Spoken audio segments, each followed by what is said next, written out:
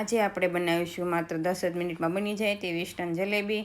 તેના માટે 1 કપ ખાંડ, અડધો કપ પાણી, ફૂડ કલર, અડધી સ્પૂન એલચી પાવડર, 4-5 લીંબુના ટીપા એડ કરી ખાંડ મેલ્ટ થાય ત્યાં આપણે બેટર બનાવી લઈએ। 1 કપ મેંદો, 1 સ્પૂન ઘી, 1 ઈનાનું પેકેટ।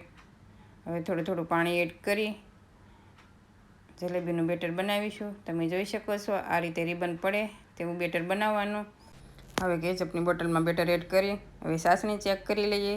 અડધા તારની સાસણી બની ગઈ છે, તમે જોઈ શકો છો। હવે ગેસની ફ્લેમ બંધ કરીશું। હવે તેલ ગરમ થઈ ગયું છે તો ગેસની ફ્લેમ મીડિયમ રાખી બધી જલેબી આ રીતે બનાવીશું અને થોડી ક્રિસ્પી એવી થાય ત્યાં સુધી રહેવા દઈશું।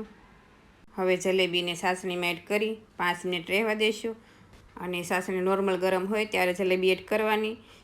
જો વધારે ગરમમાં એડ કરીશું તો જલેબી નરમ પડી જશે।